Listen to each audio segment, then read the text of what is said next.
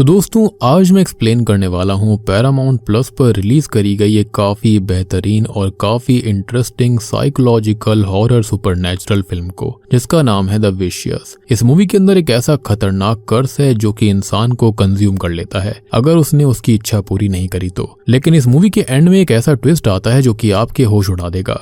और रिसेंटली मैंने एक्सप्लेन करा एक बहुत ही बढ़िया south Korean thriller mystery film को, जिसका नाम है मर्डर रिपोर्ट। काफी बढ़िया फिल्म है, उसका लिंक आपको नीचे डिस्क्रिप्शन पिन कमेंट में मिल जाएगा। तो चलिए अब बिना किसी देरी के चलते हैं सीधा वीडियो की तरफ। तो कहानी की शुरुआत होती है पॉली नाम की लड़की से। पॉली एक बड़े घर में अकेली रहती है। उसकी बातों से हमको पता चलता है कि वो डिप्रेशन में है और पॉली किसी से बात भी नहीं करती थी, और ये जानकारी हमको लगती है उसके पेंडिंग मैसेजेस से। इवन वो अपनी खुद की माँ से भी बात तक नहीं करती है। खैर आगे पॉली इंटरव्यू की प्रैक्टिस कर रही होती है जो कि ग्रेजुएट स्कूल प्रोग्राम के लिए था। खैर इसी बीच उसके दरवाजे की बेल बजती है। चेक करने पर उसे एक बूढ़ी महिला मिलती है जो कि किसी का पता पूछ रही थी। वो बूढ़ी महिला पॉली को बताती है कि टैक्सी ड्राइवर उसे यहाँ पर छोड़ गया है। पॉली समझ जाती है कि ये बूढ़ी महिला गलत जगह पर आ चुकी है। तब वो लेडी उसको ये कहती है कि उसके पास नंबर है और उसके पास एक कार्ड है जो कि उसके बेटे नैन ने उसको दिया था, वो फोन करके पूछ लेगी।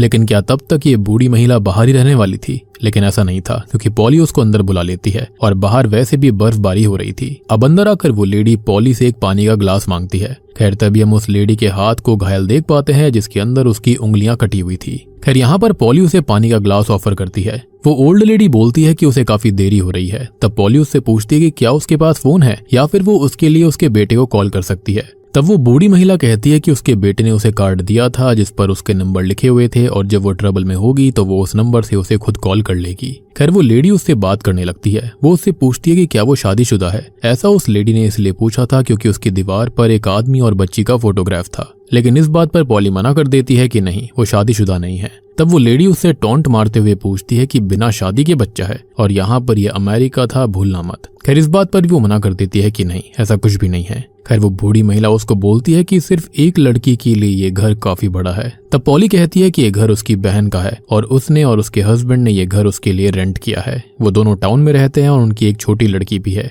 खैर अब ये बूढ़ी महिला उस बच्ची की एज पूछती है जिस पर वो बताती है कि उसकी उम्र 5 साल की है और अगले हफ्ते वो 6 की हो जाएगी। खैर अब बातों के बीच में ही वो बूढ़ी महिला ये कहती है कि अब उसको शुरू कर देना चाहिए, और इतना कहकर वो अपने बैग से एक बक्सा निकालती है और उसमें से सैंटा क्लॉज बाहर निकालती है। इस अजीब बर्ताव को देखकर पॉली थोड़ा सा हैरान थी। उसको लगता है कि ये बूढ़ी महिला थोड़ी दिमाग से पैदल है और इसलिए वो उसे बाहर वेट करने के लिए कहती है। लेकिन अब वो बूढ़ी महिला उसको कहती है कि पॉली आज रात मारी जाएगी और उसे कुछ चीजें करनी होगी, और भले ही वो चिल्ला ले, उदास हो जाए, लेकिन उसका मरना तय है। उसकी बात सुनकर पॉली को काफी गुस्सा आ गया था। वो लेडी कहती है कि ये शुरू हो चुका है। यहाँ पर वो लेडी उससे ये भी बोलती है कि वो इसके बारे में किसी को भी ना बताए और बदले में वो भी नहीं बताएगी। उस लेडी की बात काफी अजीब थी, इसलिए पॉली इस बूढ़ी महिला को उसके सैंड क्लॉक वाले बक्से के साथ ही उसे बाहर निकाल देती है। जाने से पहले वो लेडी पॉली का नाम लेती है जो कि काफी शॉकिंग था, क्योंकि पॉली ने उसे अपना नाम कभी बताया ही नहीं था। ये बूढ़ी महिला उसको ये बोलती है कि पॉली को लग रहा होगा कि ये नाइटमेयर है, लेकिन ये सच है और वो उठ नहीं पाई, ना ही पॉली उठेगी। और इतना कहकर वो उसे सॉरी बोलती है और वहां से चली जाती है। लेकिन वो उस बक्से को वहीं सड़क पर छोड़ गई थी, और इस सिचुएशन के अंदर सबसे पहले पॉली अपनी माँ को कॉल करती है। वो उनको सब कुछ बताती है कि किस तरह एक बूढ़ी महिला को उसने घर के अंदर बुलाया था, और ये बूढ़ी महिला करीबन 80 वर्ष की थी। साथ ही साथ उसके पास एक बक्सा भी था, और पहले तो वो नॉर्मल लग रही थी, लेकिन बाद में वो काफी अजीब बर्ताव करने लगी। उसने उसके बक्से में से एक सैंटा क्लॉज को निकाला था और उसने पॉली से ये भी कहा कि आज रात वो खत्म हो जाएगी। अब पॉली अपनी माँ को उस बक्से के बारे में भी बताती है। तब उसकी माँ ये पूछती है कि क्या उस बॉक्स में बॉम्ब था, जिस पर वो मना कर देती है और ये कहती है कि ये एक ओल्ड वुडन बॉक्स है और ओल्ड लेडी उसे सड़क पर ही छोड़कर चली गई। उसको समझ में नहीं आ रहा था कि वो क्या कर रही थी। उसकी माँ उसे ये कहती है कि अगर वो ओके नहीं है तो वो उसके पड़ोसी के पास जा सकती है। तभी पॉली की माँ उसको रिलैक्स होने के लिए बोलती है ताकि कल उसे कुछ दिक्कत ना आए। मतलब दरअसल उसकी माँ को कल उसके जरिए एक डील करवानी थी जिसमें क्लियरली उसकी माँ का भी फायदा होना था। और ये वाली चीज पॉली को थोड़ी सी चुभ गई थी, क्योंकि पॉली के साथ इतना कुछ हुआ था और उसकी माँ है कि उसे काम डाउन करने के बजाय उसे कल के काम के लिए तैयार करने में लगी हुई थी। ये सब सुनकर पॉली उनसे बाय कहकर फोन काट देती है, जिसके बाद पॉली नहाती है और कल के इंटरव्यू के लिए ड्रेस पहनकर देखने लगती है। साथ ही साथ वो अपने कुछ फोटोज भी खींच रही थी कि इसी बीच वो अपने फोटोज को चेक करने लगती है। तब हम शीशे में एक रिफ्लेक्शन को देखते हैं जो कि उसके पीछे ही था, जिस पर पॉली का ध्यान नहीं जाता। हम देखते हैं कि वो रिफ्लेक्शन एक स्पिरिट का था जो कि उसके पीछे थी। वो स्पिरिट पॉली को अपने पीछे महसूस होती है, जिससे कि वो डर जाती है, और जब पॉली पीछे पलटती है तब वो स्पिरिट गायब हो गई थी। साथ ही साथ पॉली को कुछ आवाजें भी आ रही थी और वो आवाजें उसकी माँ की थी। सबसे पहले वो खुद को काम डाउन करने के लिए सिगरेट पीती है। खैर इसी बीच पॉली के पास उसकी माँ का कॉल फिर से आता है और पॉली अपनी माँ का फोन पिक करती है, जिसके अंदर वो अपनी माँ से ये कहती है कि वो पागल होती जा रही है क्योंकि उसने उनकी आवाज सुनी थी, उनको अपने पास महसूस किया था। उनसे बात करते वक्त उसे दोबारा ऊपर से आवाज आती है। अब पॉली ऊपर चेक करने जाती है जहाँ पर उसे कोई भी नहीं मिलता। उसकी माँ उसे क्लोजेट में चेक करने के लिए कहती है, लेकिन वहाँ भी कोई नहीं था। यहाँ पर पॉली की माँ उसको बार बार कल के बारे में ही याद दिलाई जा रही थी, लेकिन पॉली बहुत ही ज्यादा टेंशन में थी, इसलिए वो अपनी माँ की बात एक कान से सुनकर दूसरे कान से निकाल रही थी। अब पॉली एक जगह पर बैठी हुई थी कि तभी वो टेबल पर उसी वुडन बक्से को देखती है जो कि पहले बाहर पड़ा हुआ था। वो ये बात अपनी माँ को बताती है और तब उसकी माँ ये कहती है कि शायद इस बक्से को अपने साथ वो अंदर लेकर आई होगी। ये सुनकर पॉली कहती है कि उसे अच्छे से याद है कि वो इस बक्से को लेकर नहीं आई है। तब पॉली उस बक्से को खोलती है जिसके अंदर वही सैंड क्लॉक थी। तब पॉली की माँ उससे ये पूछती है कि वो क्या देख रही है। तब पॉली उस सैंड क्लॉक को रखती है, लेकिन उसमें से सैंड नहीं गिर रही थी, और ये बात वो अपनी माँ को बताती है जो कि काफी वियर्ड थी।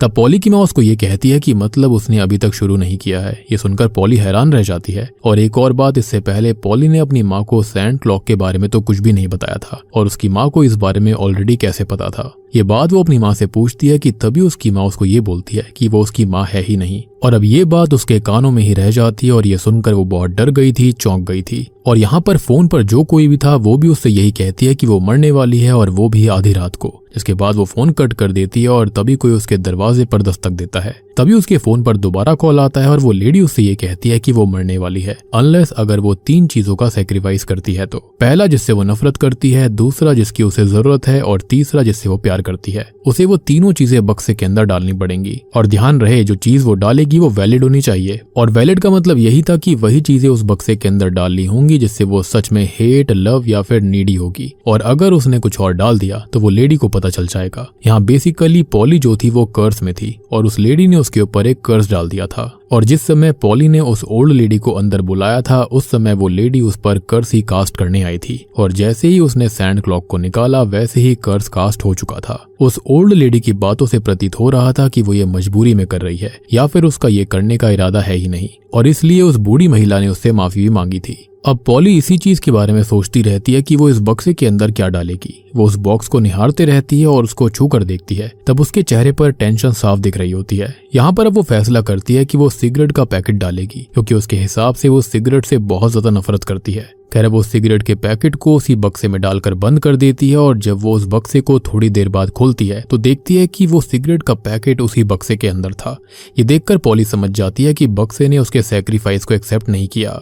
तभी वो दूसरी चीज ढूंढने लगती है, लेकिन इसी बीच वो सैंड क्लॉक शुरू हो जाती है। मतलब कि उसकी मौत का समय अब शुरू हो चुका था, यानी कि उसके पास वक्त बहुत कम था और खेल शुरू हो चुका है। खैर इसके साथ उसके गले में कुछ होने लगता है और वो कॉफ करते करते जमीन पर कोलैप्स हो जाती है, और तब उसके गले में से एक चाबी निकलती है, जिसके बाद पॉली पड़ोसी के पास जाती है। खैर वो अपनी पड़ोसन से फोन मांगती है क्योंकि उसका फोन काम नहीं कर रहा था, और काम कर भी रहा था तो उसके फोन से वही एंटिटी की आवाज आया करती थी जो कि उसकी माँ की आवाज में ही बात करती। खैर उसकी पड़ोसन अपने बॉयफ्रेंड से बात कर रही होती है, इसलिए वो उसको अंदर बुलाती है। वो उसे चाय देती है, जिसके बाद उसकी पड़ोसन कॉल पर दोबारा बात करने लगती है, और इसी बीच वो अपने आप पर चाकू से वार करने लगती है क्योंकि वो भी उस कर्ज के जरिए पजेस्ड हो गई थी। वो पड़ोसन कहती है कि वो कुछ नहीं कर सकती, वो हर जगह है, विच मीन्स पॉली किसी से भी हेल्प नहीं ले सकती थी, उसे अपने टास्क पूरे करने ही पड़ेंगे। और यहाँ पर ये कर्ज जो होता है उसकी पड़ोसन को पूरी तरह से कंज्यूम कर लेता है, खत्म कर देता है। पॉली तभी देखती है कि उसकी पड़ोसन की बॉडी पर डोंट यू डेयर लिखा हुआ था, मतलब कि वो कर्ज उसको चेतावनी दे रहा है कि वो फालतू यहाँ पर किसी की हेल्प लेने की कोशिश ना करे और अपने टास्क को पूरा करे। पॉली अपने घर वापस जाती है, जहाँ पर वो सोच ही रही थी कि ऐसी क्या चीज है जिससे वो सबसे ज्यादा नफरत करती है। एक तो वो ये सोच रही होती है, ऊपर से सैंड बहुत तेजी से गिरती जा रही थी और इसलिए पॉली की टेंशन बढ़ती जा रही थी। तब पॉली के पिता को कॉल आता है, लेकिन यहाँ पर ट्विस्ट ये था कि पॉली के पिता सालों पहले ही खत्म हो चुके थे और ये कॉल उसी कर्ज के जरिए हुआ था। पॉली डरते हुए फोन उठाती है और यहाँ पर पॉली को हिंट मिलता है कि उसे क्या करना है। वो उस चाबी को उठाती है जो कि उसके मुंह से निकली थी। खैर इसके बाद पॉली क्लोजेट में जाती है और वो चाबी वहीं एक ड्रॉर की होती है। पॉली ड्रॉर खोलती है जहां पर हम उसके पिता की फोटोज को देखते हैं, जिससे हमको पता चलता है कि पॉली के पिता असल में कैंसर की वजह से खत्म हो गए थे।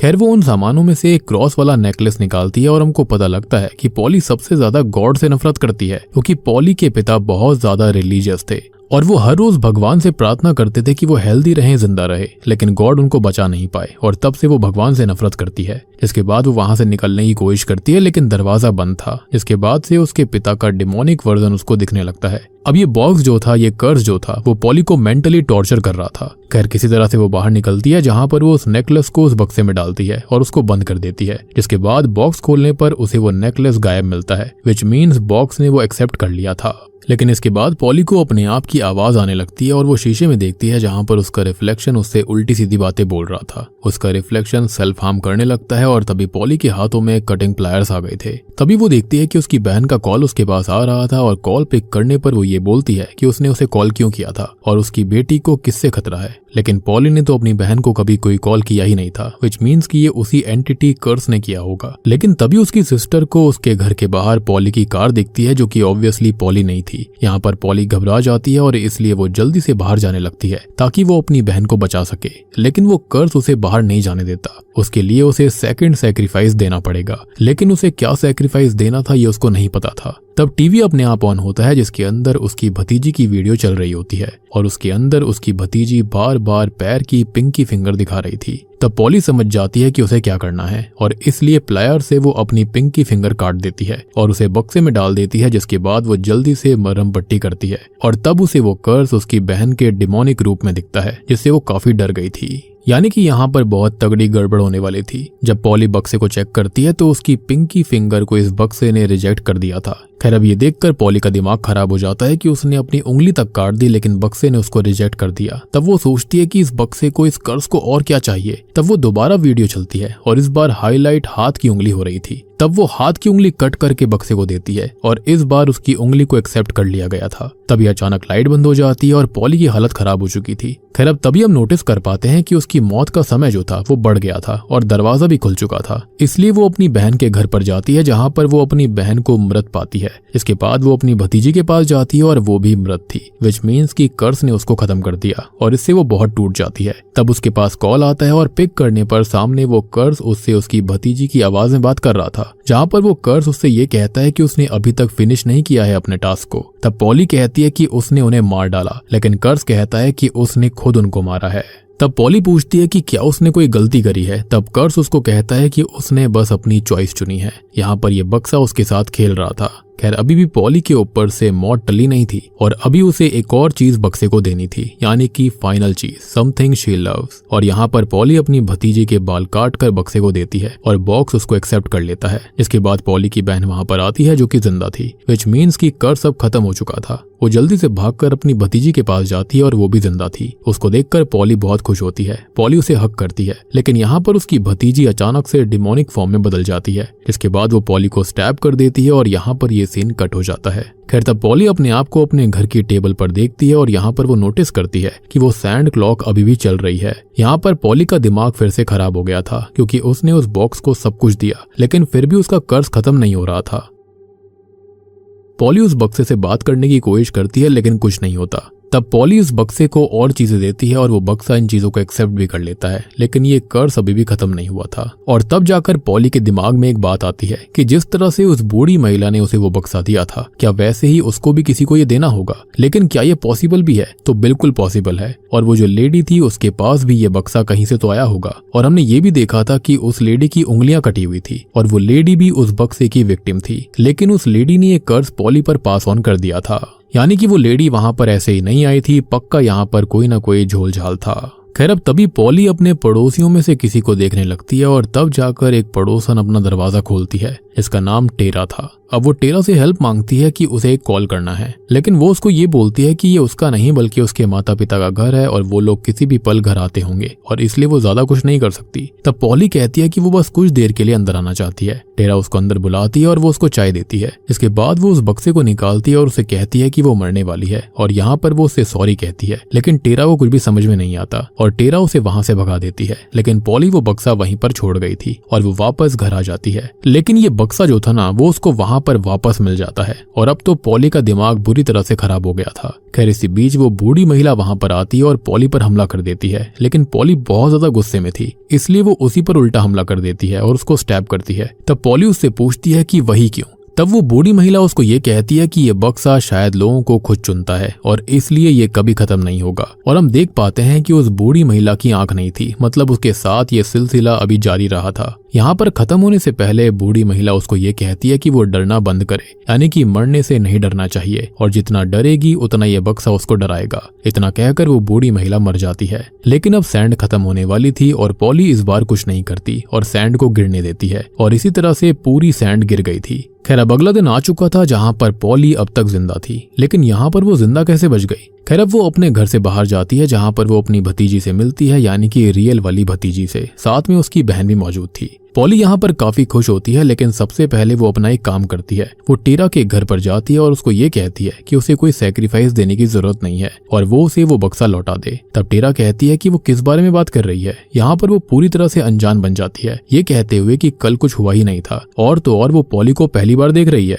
अब यहाँ पर पॉली को ऐसा लगता है कि शायद ये बक्से की वजह से हुआ होगा और उसी ने उसे गुमराह किया होगा। ये सोचकर वो वहां से चली जाती है। इसके बाद पॉली के पास एक कॉल आता है जो कि उसी कर्ज का होगा, लेकिन इस बार पॉली उसको इग्नोर कर देती है। तभी दूसरी ओर हम टेरा को देखते हैं जिसके पास अब वो बक्सा था, लेकिन उस बक्से ने उसे मैनिपुलेट किया था ये कहकर कि वो किसी को कुछ ना बताए और वो किसी पर भी भरोसा ना करे। और तभी शॉकिंगली हम टेरा के हाथों की उंगलियां देख पाते हैं जो कि कटी हुई थी। मीन्स अब यहाँ पर टेरा की फील्डिंग सेट हो चुकी है। और सबसे शॉकिंग बात ये थी कि टेरा ने अपने माता पिता को भी खत्म कर दिया था, क्योंकि वो उनसे सबसे ज्यादा प्यार करती थी और इस बक्से की यही तो डिमांड थी कि सबसे ज्यादा जिससे प्यार करते हो उसका सैक्रिफाइस करो। और फाइनली यहाँ पर जो पॉली थी उसने कर्ज अपने ऊपर से हटा दिया था और बूम, इसी के साथ में ये मूवी यहीं पर खत्म हो जाती है। तो दोस्तों ये थी द विशियस फिल्म की कहानी। उम्मीद करता हूँ कि आपको ये मूवी पसंद आई होगी। अब यहाँ पर हम कुछ चीजों के बारे में बात करेंगे और फिर मैं आपको इस मूवी के थीम के बारे में बताने की कोशिश करूंगा। तो यहाँ पर सबसे पहले बात करते हैं उस बक्से की। तो ये जो बक्सा है ना, ये एक कर्ज है जो कि इसी तरह से पास ऑन होता जाता है। पहले वो बॉक्स किसी के जरिए बूढ़ी लेडी के पास आया था और बूढ़ी लेडी ने उसे पॉली को दे दिया और अब पॉली ने एंड में टेरा को ये पास ऑन कर दिया था, जबकि यहाँ पर टेरा ने क्लियरली बोला कि उसके पास कुछ भी नहीं है और पॉली उससे कभी नहीं मिली थी। लेकिन टेरा ने ये गेम शुरू कर दिया था और उसने अपने पेरेंट्स को भी सैक्रिफाइस कर दिया। खून से वहां पर लिखा भी हुआ था कि किसी के ऊपर ट्रस्ट मत करना और इसलिए ये सारी बातें टेरा ने पॉली से बोली। तो क्या इस कर्ज को खत्म करने का या फिर हराने का कोई तरीका है? तो हाँ, इसका एक तरीका है। जब विक्टिम डरना बंद कर देता है, सैक्रिफाइस करना बंद कर देता है, तब ये बक्सा उसको कुछ नहीं कर सकता। बेसिकली ये जो बक्सा है ना, उसकी पावर ये डर ही होती है। जो लोग डरते हैं उसको ये और ज्यादा डराता है। मतलब इसने स्टार्टिंग में कहा कि 3 चीजें सैक्रिफाइस करनी पड़ेगी, लेकिन अंत में आकर ये इतना लालची हो गया था कि ये सभी चीज एक्सेप्ट कर रहा था, लेकिन कर्ज खत्म होने का नाम नहीं ले रहा होता। अब सोचकर देखो कि कोई आपको बोले कि आप खत्म होने वाले हो और आपकी जान बचाने के लिए आपको ये 3 चीजें करनी पड़ेगी, तो ऑब्वियस सी बात है इंसान कुछ भी करने के लिए रेडी हो जाएगा। और सेम ये बक्सा भी इसी तरह से काम करता था। ये लोगों के डर से फीड करता है, बेसिकली उनको मैनिपुलेट करता है। और एंड में इस बूढ़ी महिला ने यही कहा था कि अगर इससे डरना बंद नहीं करोगे, इसको सैक्रिफाइस देना बंद नहीं करोगे, तो यहाँ पर आपसे सैक्रिफाइस लेता जाएगा। और इस मूवी के अंदर एक चीज और बताई गई थी कि ये बॉक्स खुद अपने विक्टिम्स को चुनता है और इसके विक्टिम्स वही होते हैं जो कि इमोशनली डैमेज्ड होते हैं या फिर डिप्रेशन में होते हैं या फिर जिन लोगों को मैनिपुलेट करना आसान होता है, जैसे कि यहाँ पर एंड में टेरा थी। अब बात करें विशेस की थीम के बारे में, तो विशेस का असली थीम सुपरनैचुरल हॉरर नहीं है, बल्कि इंसान के अंदर का हॉरर है, जो कि दर्द, गिल्ट और ट्रॉमा के अंदर होता है, जैसे कि लोग जिंदगी भर इसी के अंदर रह जाते हैं। और फिल्म का ये जो पूरा थीम है ना, वो यही बोलता है कि जब इंसान अपने दर्द को लॉक कर देता है तो वो दर्द उसको कंज्यूम करता है, और जब तक इंसान उसको देखना, समझना और फेस करना नहीं सीख जाता, तब तक इंसान अंदर से कुछ ना कुछ सैक्रिफाइस करता रहता है, चाहे वो मेंटल हेल्थ हो या फिर फिजिकल हेल्थ हो। और इसको आप इस तरह से ही समझना, क्योंकि इसका पूरा थीम यही था। तो मूवी है तो काफी इंटरेस्टिंग, देखने में भी काफी मजा आता है। उम्मीद करता हूँ कि आपको भी जरूर पसंद आई होगी। पसंद आई है और वीडियो समझ में आ गई है तो वीडियो को लाइक कर देना। चैनल के ऊपर नए हो तो सब्सक्राइब कर लो। और अगर आपने अभी तक मर्डरर रिपोर्ट फिल्म को नहीं देखा है, जाकर देख लीजिए। बहुत ही बढ़िया south Korean thriller mystery movie है। उसका लिंक आपको नीचे डिस्क्रिप्शन पिन कमेंट में मिल जाएगा। तो मैं आप सबको मिलता हूँ अगली वीडियो के साथ में। तब तक के लिए